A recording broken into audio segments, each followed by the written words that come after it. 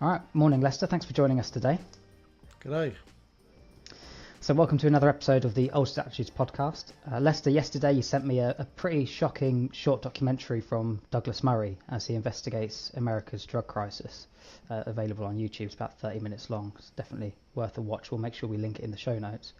But in the doc, Douglas speaks to various people affected by addiction, from addicts, their families, the facilities offering support, lawmakers, all about the growing crisis in America with fentanyl poisonings, overdose, and just the opioid addiction crisis in general.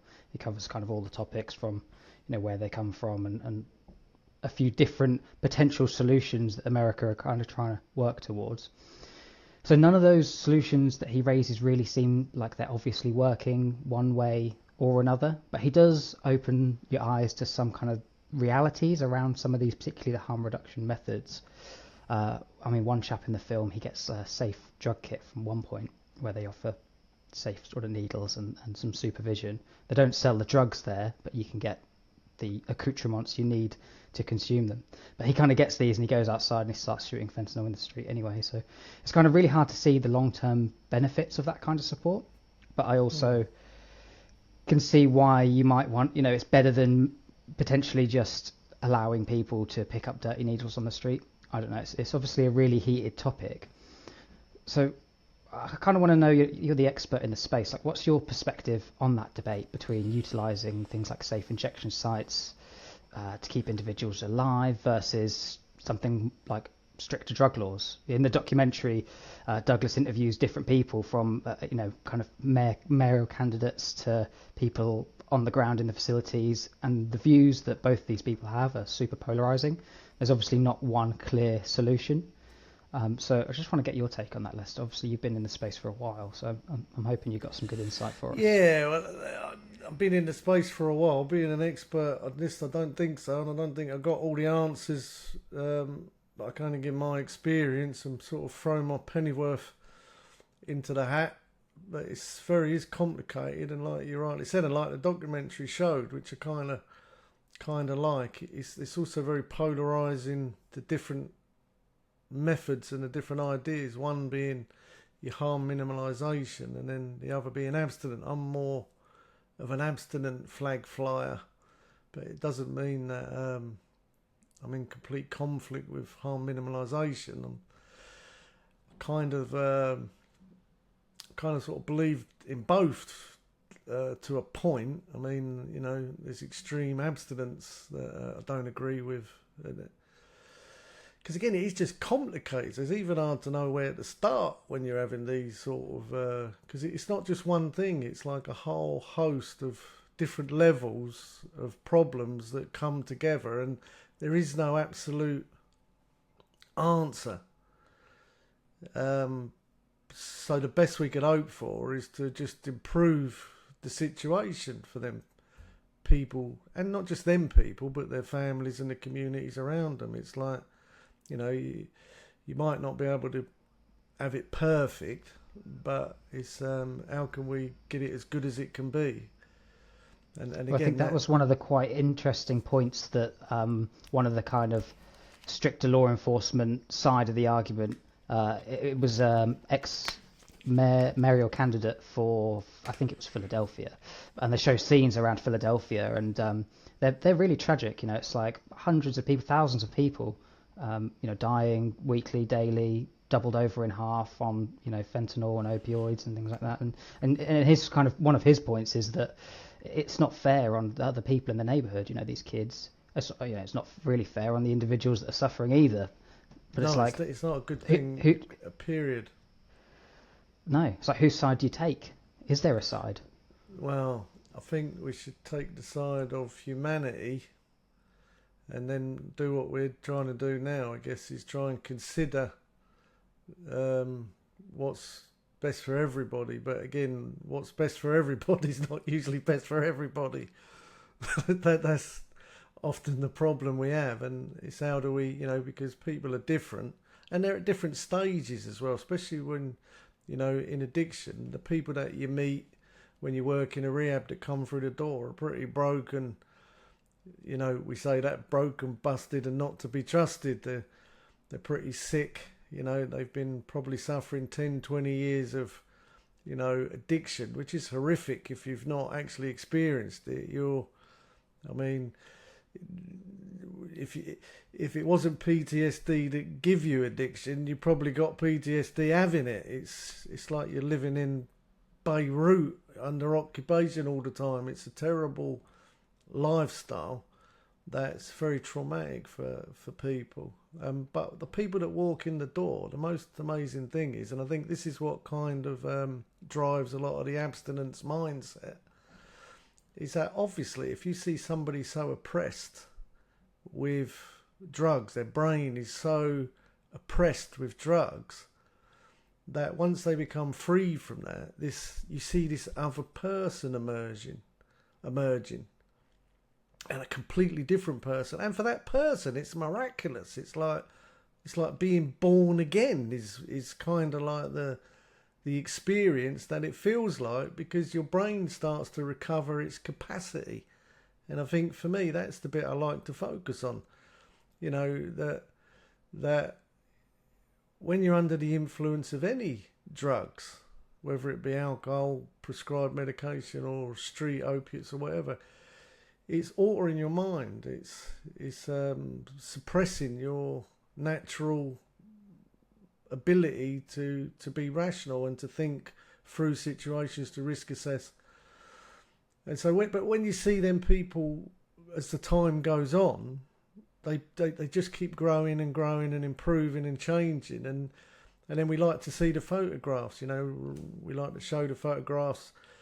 And mostly the photograph is the physical wreck to the healthy person. But really, that's not even the important part of the picture.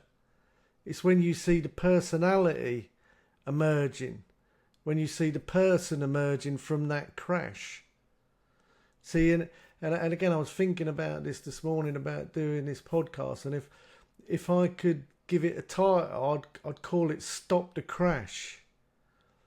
And so, to give some context and looking at maybe just the criminal side of it at the minute, because there's other elements to it. You've got you have the criminality side of it. You've got the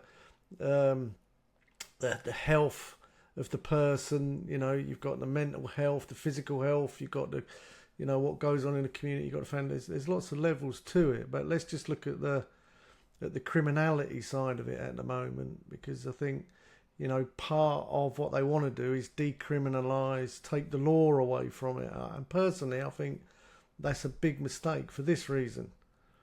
And because they start using terms like, well, you've lost the war on drugs. And it's like, the war on drugs could never be won. It's like saying you've lost the war on crime because there's a bit of crime in your country. You know, if we brought all of the police in all of the world to England, do you think that's going to stop the crime? It's not. It's going to reduce it. And that's the important part that I believe, that the law has to stay fully actively involved at a high level, because it's not going to stop it, but it will help to keep it down. But I think we need to use that a lot better. So using the example, I think, of drinking and driving is a good one. Because, you know, your generation, you believe it's really bad to drink and drive. My generation, Yeah, we thought it was really bad to get caught drinking and driving. Because it was something that most of us done. And what they did, they demonised it. They demonised drinking and driving. They started a campaign. You don't drink and drive. You're killing these innocent children. You're an evil person. You're a terrible person. If you drink and drive, you're irresponsible. You're a murderer. And they really did a big campaign. And yeah, those adverts are haunting. They stick with you. Well, you probably find the ones in my day were probably even worse than the ones today, because again, they were trying to bludgeon it home that how wrong it was. But did it stop people drinking and driving? No. I bet I didn't. I was actually going to check the statistic, and you may be able to check it now. How many people got done for drink driving in England last year? I reckon we can find that out. So having all of that law and demonising everybody and having them campaigns, it didn't stop it, but it definitely reduced it. Well, I've got the figures here that have just popped up from 2020, and there were 28,000 drink driving convictions in the UK. Right, so that's a in much 2020. bigger problem than the drug problem. And you'd probably find alcohol is. And how many people died from that? How many people died in drink driving incidents or were injured? You know, it's probably a bigger problem than the drug overdose. But, so it never stopped it. So for me, if that was the drug problem, what we'd be saying now is, oh, we can't stop people drinking and driving, so let's teach them how to drink and drive responsibly. It's not going to stop the problem. See, so the biggest trouble with drugs, the biggest problem with alcohol, whether it's prescription drugs, is that it starts to affect the way people think. Your mind becomes altered by drugs, and we don't want impaired people driving cars. The reason we don't want impaired people driving cars is because impaired people crash. Now, I'm pretty sure I know people that drink and drive that have never had a crash.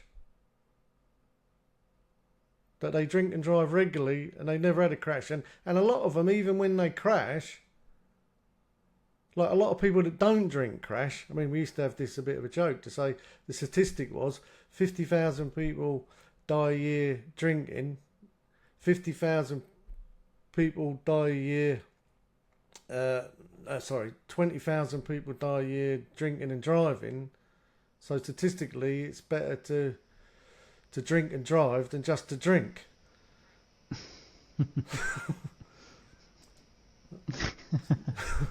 So it's bad logic.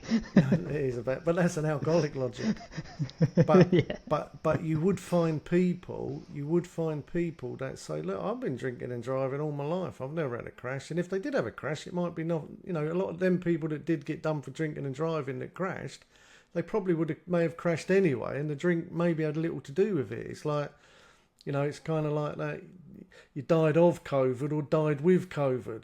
You know, was it the drink that caused it? But it doesn't matter. Society says we don't want you drinking and driving.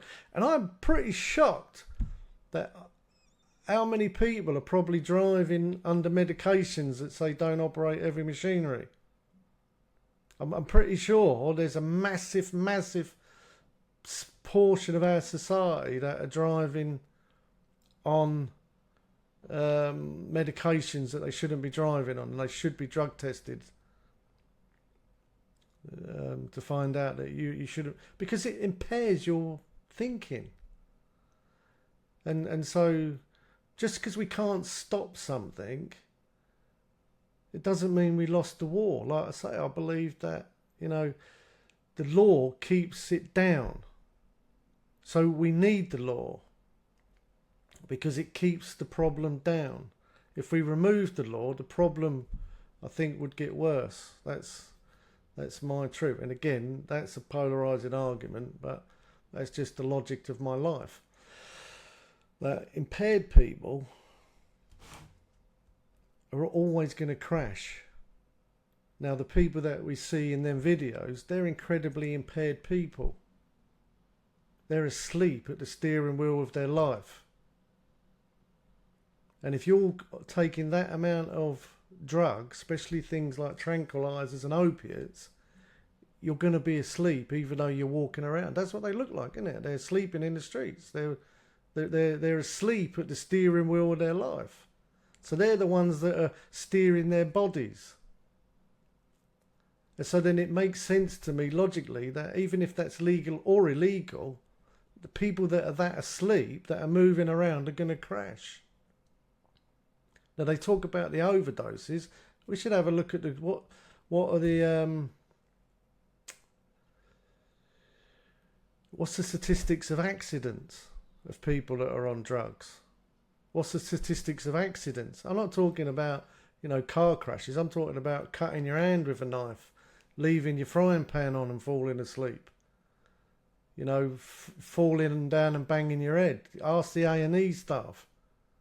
Ask the ambulance drivers. Ask the police. How many of them people that are not under any treatment. They're just going to their doctors that are taking a lot of medication, and they're asleep at the steering wheel of their life. They're crashing their vehicle, their bodies into things. They're abandoning their children. I mean, I can't understand how you can be taking so many drugs and still be allowed to keep your children. How can you be in charge and be looking after your children if your brain is that impaired? Now, the impaired people will say there's nothing wrong with me. I think that's one of the points that Douglas, what's his face, brought up was, you know, that at the end of it, he said that the people believe that people on drugs should have autonomy over their lives. They haven't got any autonomy over their lives. They're under the influence of drugs. And if you took them off them drugs and kept them off it long enough, you'd see a different person emerging. So it's plain to see that if you take mind-altering substances, it's going to alter your mind. They're not making good decisions. And so whether drugs are legal or illegal, for me, they're a problem because they cause impairment to your thinking, and especially these kind of drugs. It causes massive impairments to people's drugs. So I understand that when they say let's legalise it or decriminalise it, maybe even doing safe supply. There's no such thing as safe supply. Go to your medicine cabinet, pick out any tablet you want and read the leaflet. There's risks involved in all of it. There's maybe safer supply, but there isn't safe supply. If you can stop, and again, it is a bit of an issue because one of the troubles that I think that they're starting to realise that people are becoming more conscious of is that these pharmaceutical grade opiates, it seems like mostly from China, like the tazarine and fentanyl, that they're being mixed in other drugs. Now again, like what kind of bothers me, that I've been thinking about, is when they did the campaign on Don't Drink and Drive, I've not actually really seen any adverts on don't take drugs. It's not something that's pushed into, I can't think of anything that tells people, you know, these cocaine, your marijuana, it may have these drugs in.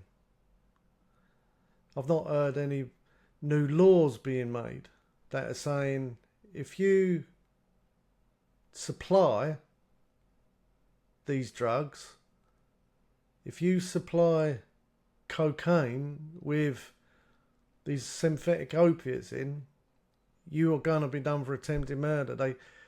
Because we're in an extreme situation. So I think the laws actually need to be more extreme for the people supplying these drugs. But again, I think it needs to be made known to the general public. It needs to be made known that this is unacceptable. And I think because it doesn't seem to be enough law, I think people then just think they can get away with it. Why would you supply them drugs just for money to people? Why would you put people's lives that are already asleep at the steering wheel of their life, why would you increase their risk of overdose? Surely that's murder. Yeah, it's interesting to think that I think you'll always get some people that just won't have the morals and they won't care. They will murder. But I think there's probably a large amount of drug dealers, honestly, that perhaps have some morality and they wouldn't think of themselves as murderers. They're just offering people a good time. And there's that one instance in the documentary where they talk about a young girl who is just like a normal student or something, and she orders some cocaine and she's probably just going to have a bit of fun with her mates, and she's not addicted, she's not overdosing on cocaine, but it's laced with fentanyl and she dies. And the chap goes down for a period of time, but he's not done for murder. And it'd be interesting, if that was the case, like you're saying there, if that was murder, or manslaughter or homicide, you'd still have some people selling drugs, and you'd still have some overdosing, because Well, some people maybe just they won't would. have the moral. No, but a lot of them are not that smart drug dealers, and a lot of them are on drugs themselves. So you've got these really chaotic people that are asleep, serving up all these drugs. A lot of them think they're doing you a favour. They think they're helping everybody because you've got all these drug addicts that need drugs. So, but if there was harsher penalties, at least that maybe they would test the drugs that they're giving out to people. Because, again, what I often find, and I think this is sort of what you feel as sort of abstinence-based versus harm minimalisation, is this idea of personal responsibility. That again, they don't really put too much responsibility on the young girl that took the drugs in the first place. You know, it's almost like they're just a victim. They're just not at all. Well, that's the frightening bit to me. Not even at all. You know, not, well, you know, it's terrible that you died, but you shouldn't really be doing it in the first place. Again, this kind of shocked me. We had this guy once who he had HIV, and he said that he didn't let his partner know. And I thought, well, that's a bit much. You know, is he having unprotected sex with him? And so I phoned up, I think it's a Thomas Higgins Trust. And they pretty much said to me, he's like, it is against the law to knowingly give someone HIV, but it's kind of your responsibility to check the health of somebody that you're going to have sex with. That really, if you're going to have unprotected sex with someone, you need for them to go and have a health screen. Which again, I'm thinking, do you know what?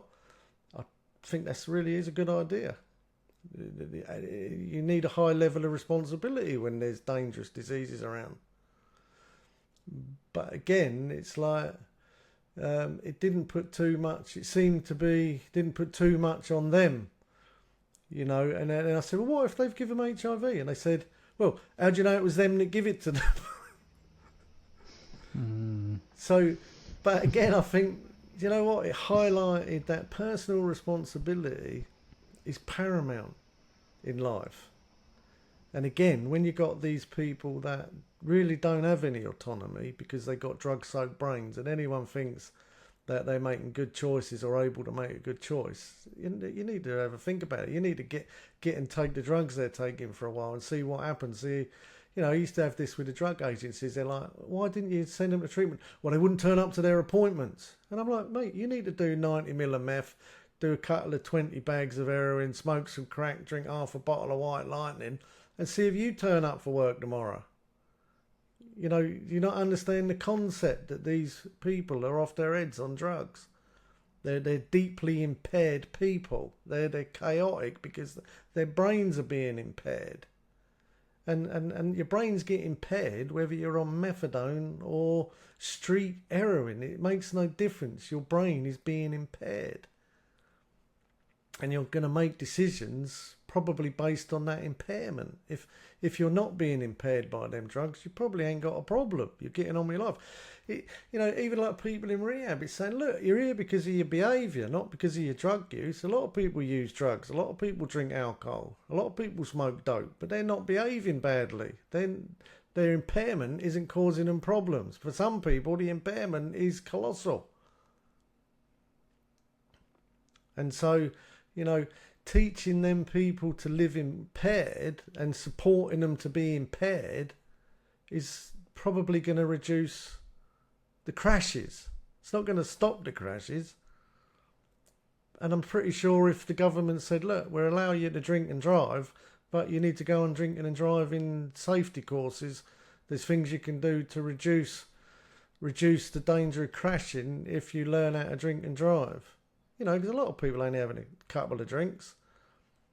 You know, there's things they can do. And it probably would reduce the amount of people crashing for drinking and driving. And so, again, you can't say that's a bad thing.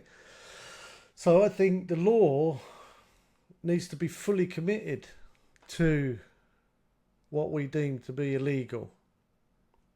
And I think it showed it in well, at least the one lady that about the what they call it, the mandated treatment in America. You know, again, is it going to solve the problem? Doubt it.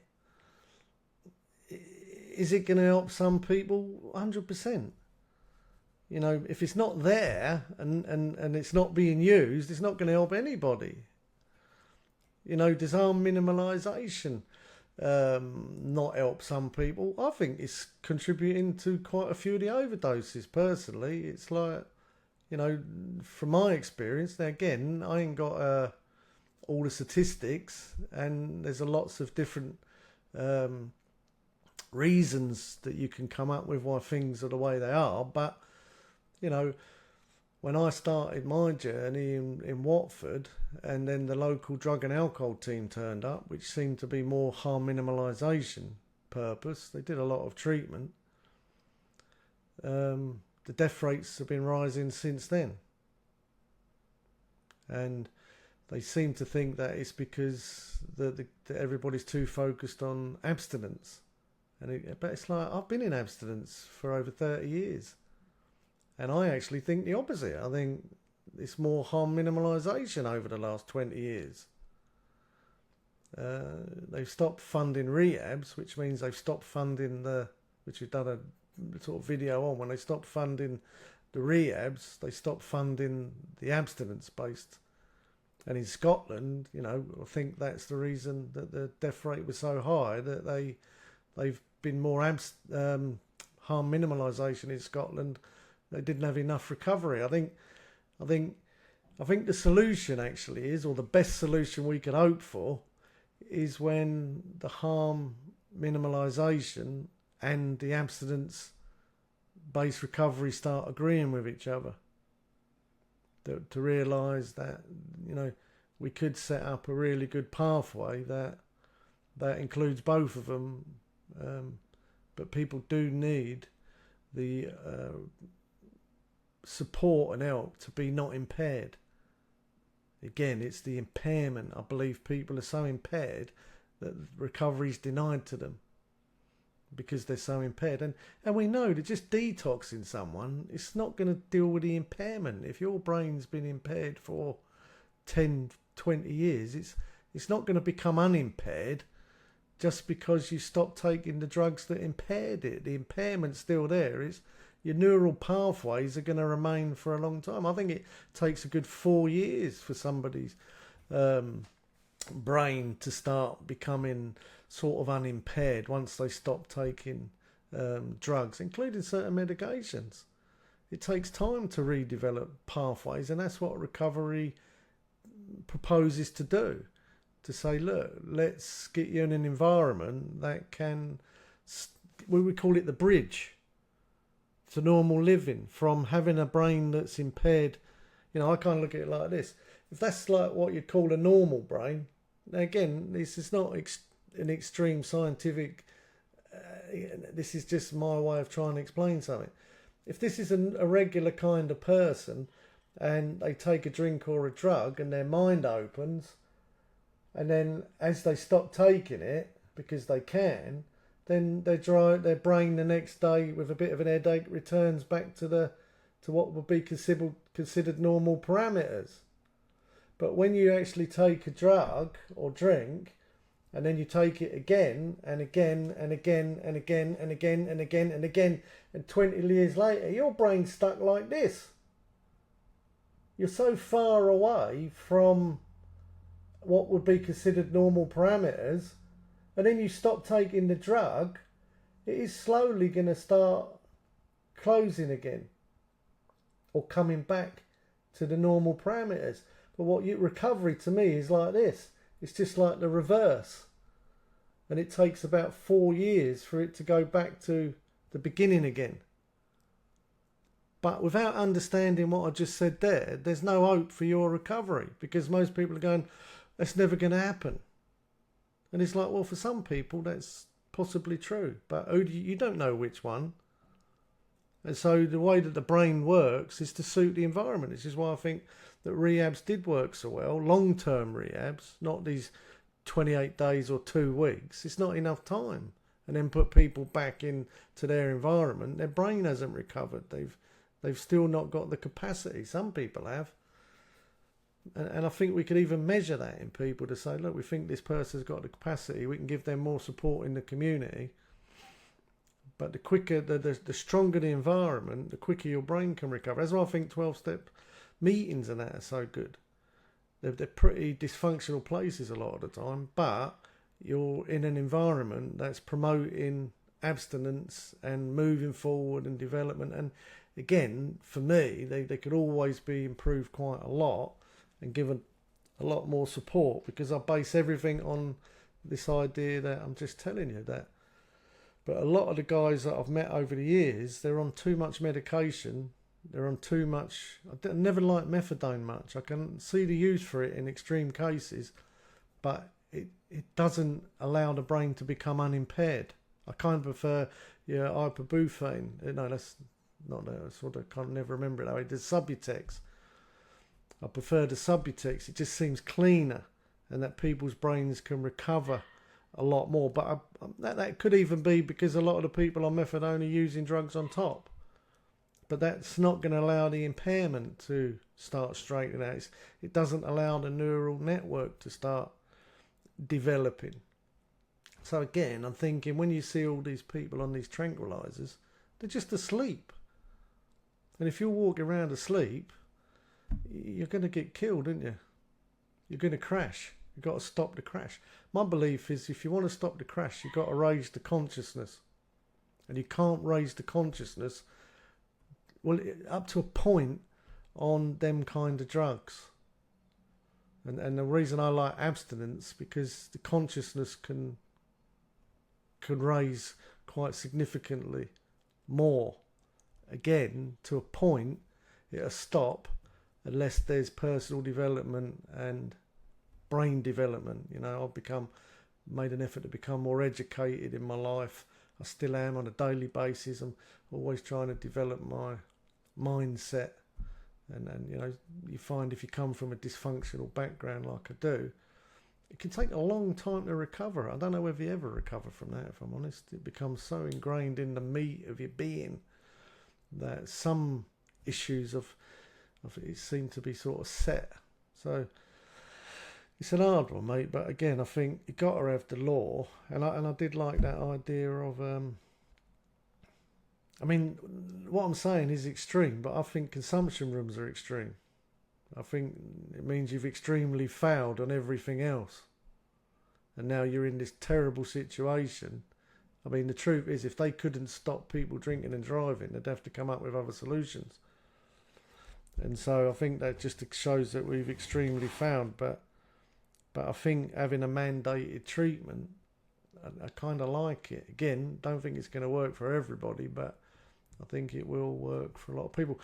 I think, you know, spending a long time in addiction treatment, you see these 360-degree interventions is probably going to be what society needs to do. It usually invests in one area but leaves a big leak in another place, and everybody leaks out. So they spend a lot of money, but then everybody leaks out, or they spend it in another area but leave a big leak and it leaks out. And then they're like, well, that didn't work. And it's like, no, you've got to get both of these things working together and make the investment. Make the investment. Because again, like we say, addiction's one of them problems in our society. You know, you always get that, well, what do we do? Spend £1 on children with cancer, or do we spend it on the drug addicts? And it's like, well, if you don't spend £1 on the drug addicts, the children with cancer are going to lose £3 extra. Because addiction doesn't just go away, it goes somewhere else. So if you stop treating it in rehabs, if you stop treating it at the source, it's going to end up in A&E. It's going to end up in the doctors, it's going to end up in the chemists, it's going to end up in the courts, it's going to end up in the prisons, it's going to end up in the social services, it's going to end up in shoplifting, it's going to end up in days off work, it's going to end up. There's so many knock-on effects that if you spend that £1, you're going to save at least £3 or £4. That's government statistics, not mine. If you stop spending that pound, you're going to spend 4 more. So some things in society, it doesn't make sense to defund it. You're not defunding, you're costing yourself more. Unfortunately, the other problems, that's not the case, but addiction certainly is one of them problems that society has, that we need to increase the investment to reduce the problem. The best we can hope for is to reduce the problem. And I think without the police, we're going to end up with a bigger problem, much bigger problem, especially without the... So I think the police is part of the treatment process. I think, you know, giving clean needles to people and even a safe drug supply, that's going to deal with the health care problems, but it's not going to treat the addiction. Well, it's going to deal with it in the short term, isn't it? But it's not going to help people. No, it's only the symptoms of addiction. It doesn't deal with the addiction. But, you know, hopefully if we get it full rounded, that the people will say, look, it's just not good for you to be on drugs, mate. And it's making you asleep. See, when you watch people, and again, it's like, you know, for every case I can give you, I can also give you a case that's different, that this person did the same thing but had better outcome. So, you know, we're not talking, we're just trying to say, look, but if we, you know, there's a guy that I knew that come into recovery from heroin and alcohol, and he got like 5 years in recovery, but what I noticed is that he was drinking a lot of Red Bull, smoking a lot of cigarettes, eating a lot of sugar. I mean, he was buying Red Bull by the case. He was eating a lot of sugar.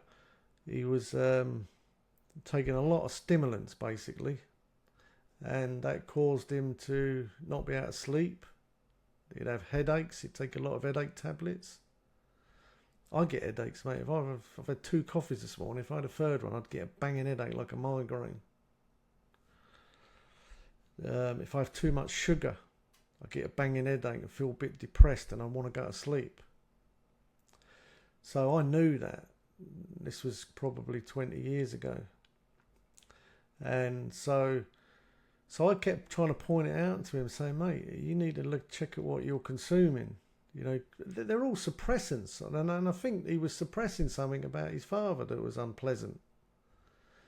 And so anyway, one day I noticed that something changed about him. He started getting angry towards me because I was trying to point out that, look, you're going to end up in a crash. You know, stop the crash, increase the consciousness. You're impaired. That stuff is impairing you. It's having a knock on. You're taking all them stimulants. You're going to work at 3 in the morning. You're coming home at 6, going to AA meetings till 10, having a big meal, then going to bed, getting 2-3 hours sleep, getting up again, going to work. But the thing is, he'd gone from being unsuccessful to a very successful person within that 5 years. And then one day he phoned me up and he said, this is how I remember it. He phoned me up and said, I feel really depressed. And I said, mate, I think you're having a stimulant crash. I said, you need... And again, his family, I knew some of his family, and they were saying he's something wrong with him. He's changing. He's doing all this crazy stuff. And because again, I started to confront him about it. Then he wanted to stop talking to me. And I've been quite an integral part of his sobriety. And so I said, mate, look, why don't you come and stay at my house? I had these sober living houses at the time. I said, just come for 3 or 4 days. I think once the sugars crash is over, you'll feel a lot better. But he said, no, my wife said I've got to go to the doctors. I said, mate, I wouldn't do that if I were you. And anyway, he went to the doctors. And if you go to the doctors, no matter what you're doing to yourself, if Matt, you're a pretty healthy young bloke. If I said, Matt, I want you to drink like 5 double espressos, drink 4 cans of Red Bull, 2 cans of Coke, I I want you to eat 4 Mars bars, 3 bags of crisps, don't drink water, don't go exercising. Just want you to eat shitty food for a month. At the end of that month, you're going to have headaches, belly aches, diarrhea. You ain't going to be able to sleep. You're going to feel depressed. You're going to get a lot of symptoms from that shit. But if you went to your doctors and said, doctor, I just feel really depressed and I can't sleep and I'm full of anxiety, what's your doctor going to do? Prescribe you some antidepressants. You believe Maybe that? some sleeping pills. You believe that? Yeah, I believe that. Yeah. Right. How fucked up is They're not that? going to ask. They're not going to ask you about your diet, are they? Maybe if you get lucky, they might ask you about your diet. If you get a good doctor, some are like that. But on the whole, I think you're bang on. And again, you've nothing to do with addiction apart from you work for our company. But so you believe that, and this is 20 years ago. So he's gone to the doctors. The doctors prescribed him sleeping tablets and antidepressants. Now, the thing with any of them kind of drugs, you get an uplift. So he started to take the antidepressants. He phoned me up 2 weeks later. He's like, oh, you 12-steppers, you people, you're all nuts. I've taken the antidepressants. I feel much better. I should have taken them years ago. And that was it. He was converted to antidepressants. Now, if you're on antidepressants, don't stop taking them. They're powerful drugs without professional... Well, we've already told you about doctors, so speak to an addiction professional before you do anything like that. I don't mean someone that just works in a rehab, somebody qualified. Find an addiction doctor that can actually discuss it with you. Again, I tell some people, mate, I don't think you should stop taking antidepressants. You've been on them for too long. You're in a difficult period of your life. Don't worry about it. Don't feel bad about it. Your brain is probably adapted to it by now. It would be a big mistake to stop taking them at this point, because people like in recovery, and this is where I say I'm not completely down with extreme abstinence. It can be dangerous for people if you don't understand what you're doing. And some people, it's best you just stay on that stuff, at least for now, and let's see. Last guy, he's doing college, doing university, and he's doing really well for the first time in a lot of years, and he's like, should I stop taking the antidepressant? And he's like 30. I'm like, no, mate, you've been on them since you were 16. Your brain is, well, like I say, mutated. So what's the problem? Are they causing you a problem? He's like, no. I'm like, well, forget about them then. Maybe down the road when you finish university and you're in a better place, then you may want to look at reducing them. But if they're not causing you a problem, it's too much risk. So again, I'm not for complete abstinence all the time on every. I think every case needs to be evaluated at its own merit and the time that you're in. And anyway, this other guy, so he started taking the antidepressants. Then I started getting phone calls from the family. He's off his nut. He can't. Again, his brain's impaired. His driving's terrible. We won't let the kids in the car with him. He's had 3 new cars. He's crashed them all. He's just like he's pinned. He's off his head on these antidepressants, plus all the Red Bull, plus all the chocolate, plus all the sugar, plus all the coffee, plus all the nicotine, plus everything else. And they said he's just lost it completely. He's just going to work at 3 a.m. He shouldn't be driving his car. But again, like I say, mate, there's a lot of people in this country that are driving that shouldn't be. And I don't even think they're tested, even if they crash. They should be blood tested to see what you got in your system. And they should again be saying, I've not even ever seen an advert telling people certain medications are opiate. You shouldn't be driving on them. Your brain is impaired. I notice that sometimes, I get arthritis and it flares up so bad I have to take cocodamol. And it impairs me.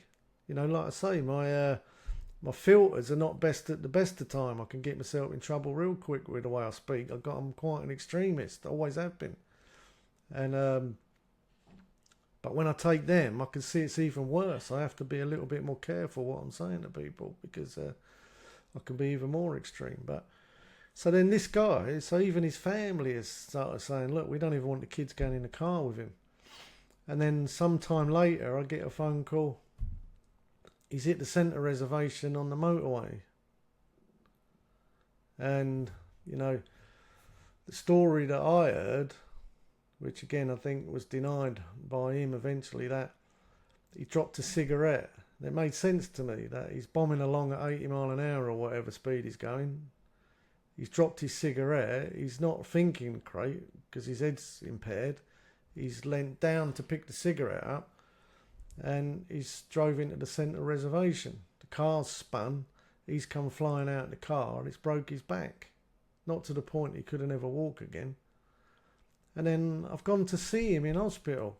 He's actually in traction in hospital. The first thing he said to me, don't start fucking going on about all that, what I'm drinking and taking and all that. I'm like, mate, are you for real? I've just watched this decline. And here you are, broken in hospital bed, and you still can't see that you've been asleep at not just the steering wheel of your car, but the steering wheel of your life. You're impaired by... And again, we're only talking about anything most people can buy in a sweet shop, anything anyone can buy in a chemist, and then prescriptions from a doctor. You know, this guy's not on heroin or anything. And this is his life degrading into addiction. And he can't see it. And then what started happening to them, he lost the business because then they decided, well, you got broken back, you need morphine, Oromorph. So now he's on all of the Red Bull, all of the coffee. He's starting to look like someone said a potato with legs. He's just bulking up in weight. He's on all of the before mentioned, all of the Red Bull, the coffee, all of the nicotine, all of the everything else. Plus he's on antidepressants galore. Now he's on Oromorph, and now he's even buying drugs off of the internet. And now he's using again, but sitting around saying, I've been drug free for 20 years. And now he ended up in the YMCA. Lost everything. The wife left. Everything left. And now he lives this life of a sick person. And still probably wouldn't agree with what I'm saying.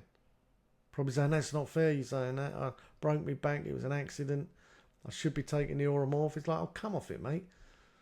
You've been using the drugs. You're still using the drugs. And it's impaired your judgment. And you've lost everything because of it. And broke your back because of it. That's common, mate. I think that story is very common for a lot of people. After this medication we're taking, it's making us have more side effects. Then we take more medication, more side effects. It's a massive problem in our society. We're so obsessed with medication. And again, I think, why is no one really talking about this? Again, I don't like to get too involved in the conspiracy, but you kind of think, man, these pharmaceutical companies are doing really well, aren't they? And the doctors seem stupid, most of them. They just seem like extensions of pharmacy companies. Well, I don't know what's going on, mate. Again, I can only give you my...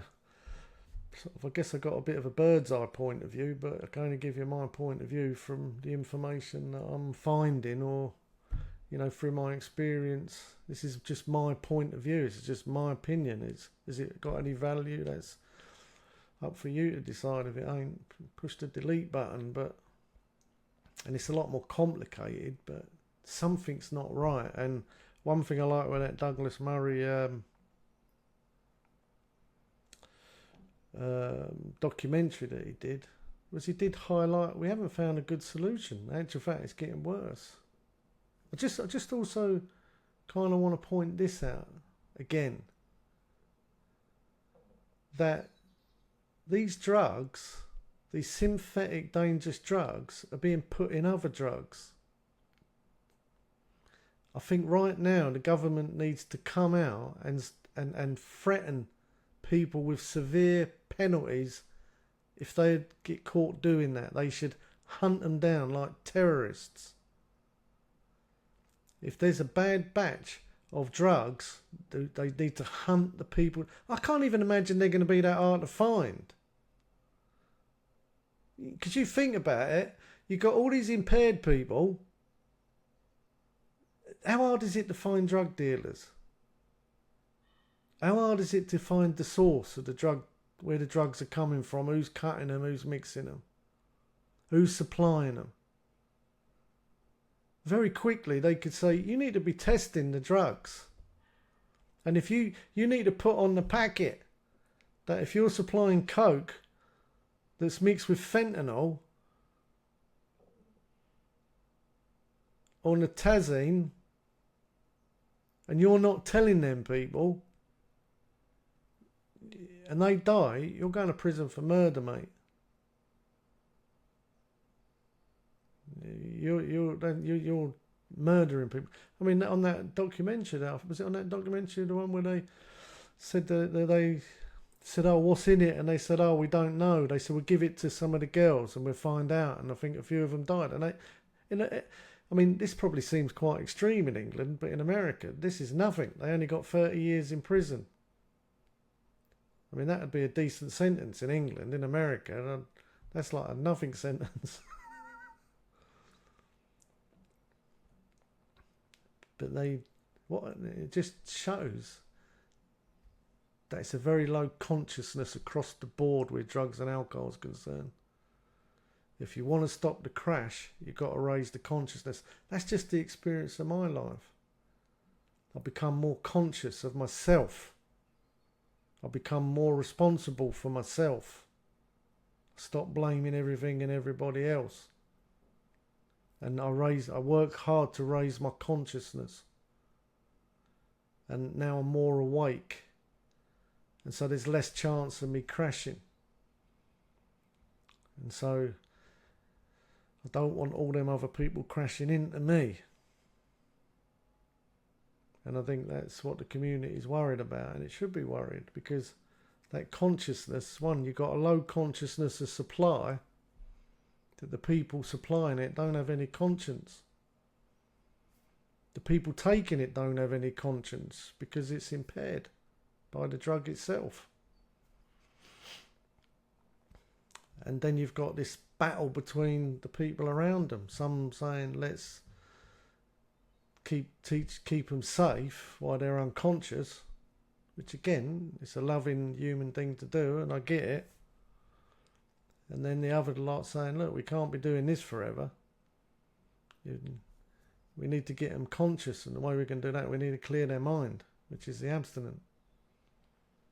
We need to clear their mind as much as we can, and we need to get the right kind of drugs that allow them to increase their consciousness. Because I think also what they're finding is like, look, you can keep these people alive, but if they carry on like that, they're just going to live the life of a drug addict for another 10 years, 20 years before they die. I think they're finding an aging population because they're being kept alive by... I mean, that's a good thing. I'm not saying that's a bad thing, but, you can't help dead people. But,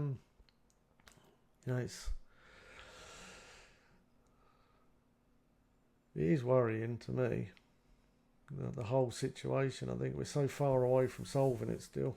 But again, my message is, if you want to stop the crash, you've got to raise the consciousness. You can't be asleep at the steering wheel of your life.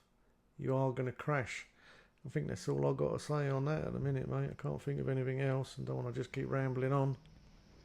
No, that's fantastic. Yeah, you raise really good points. And I recommend to everybody to go and check out that documentary as well. I will link it in the show notes so you can go and check that one out, because it's fascinating. And when you watch it as well, you kind of get this idea that it really puts into perspective how polarizing the topic is. And like you're saying, Lester, there's so many nuances to it.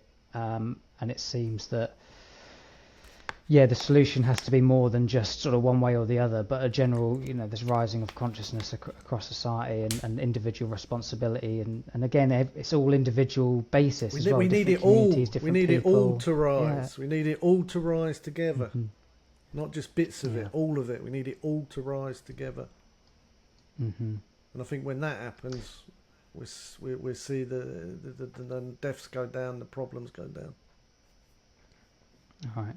Well, really appreciate your time today, Lester. Cool. Thanks, mate. Good one. Cheers. Bless everybody.